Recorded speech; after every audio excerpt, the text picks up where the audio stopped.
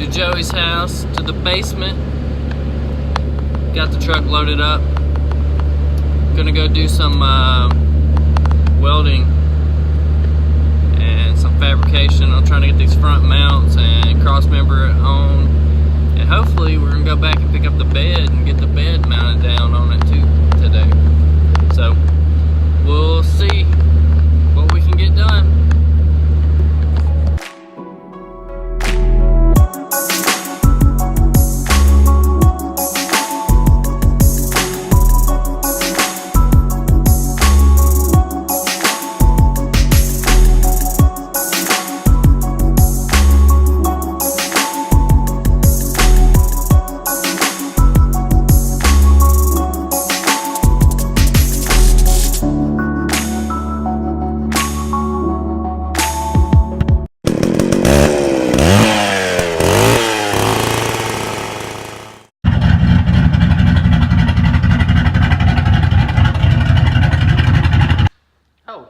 Hey, what's up guys? I'm sure y'all are wondering what happened to the F-100. So I'm just gonna do a little recording to, you know, tell you what I did step by step on getting the cab and the front end put on this thing. It's sitting right here, but I'm not gonna let you see it because it looks good. Pretty happy with it. So I did get the entire truck done. This video is on just the cab. Getting it mounted, front mounts, rear subframe mount. Did get the bed mounted also. I didn't really have time to do a lot of recording on what I was doing as I was doing it because we had a lot of background noise going on. Joey was also working in the background, so didn't really have time to record a good, you know, description of what I'm doing. So I'm kind of going to go back and do that now and touch base on like what you're about to watch in the video. So first thing I had to do was, I already had the subframe made from previously. I did not record any of that. I did on some like Snapchat, but I had that done. So, you know, I welded that together, cleaned the frame rails up, got that welded to it, got the cab set back down on it. Well, I painted it and then I put the cab back down on it. But yeah, that's what I did in this first part.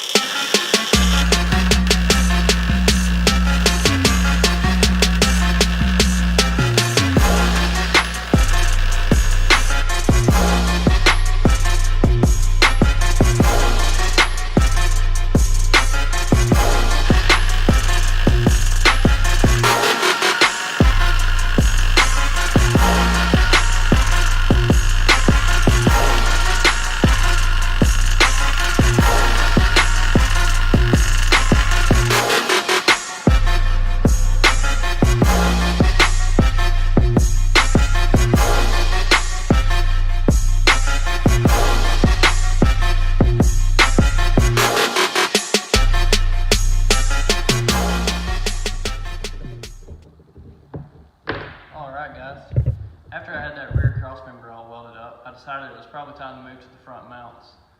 Front mounts I made out of 2x4 rectangular tubing. There's a upswept part of the frame that I decided I would just cut maybe like a 30-40 degree angle across the 2x4 tubing, and I would just weld that directly to the frame, coming straight out to hold the core support, radiator support on the original F-100 front end.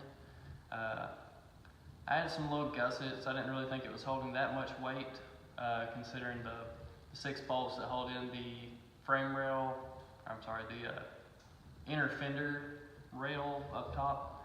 So I assumed it wasn't holding that much weight, so I decided that it would probably be enough without having to do a full support all the way across the front.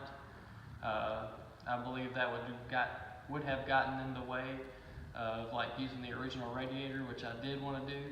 That way when you open the hood, you still have that high radiator in there, and you don't have like a gap with a modern radiator underneath it. So I just thought it would look a lot better. Even though everything else in the engine bay will be modern, I just figured it'd look a lot better if it didn't have that the gap and stuff like that. So I'll show you what I did to get that done.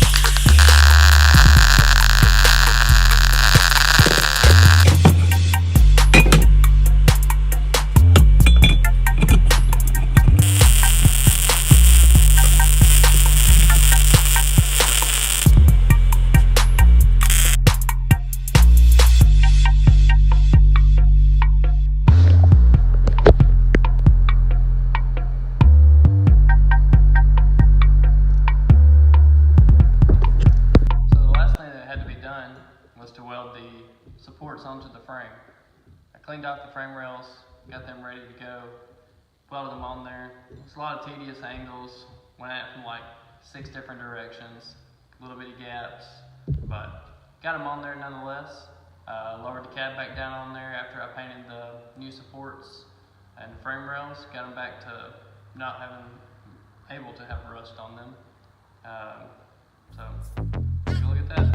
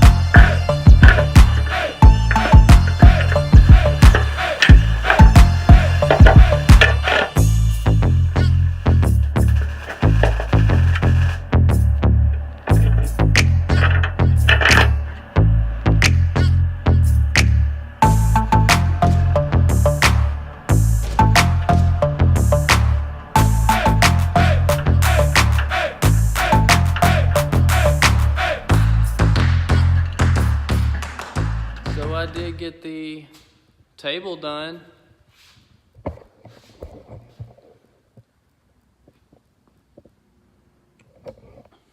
Ground the top back off so it's good and ready to be ground for any welding done on it. Vise is cleaned up, this one also. So they're looking great. And like I said, so is the F-100.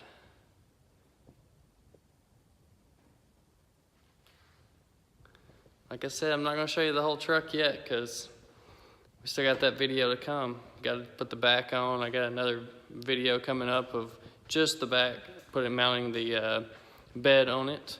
So it will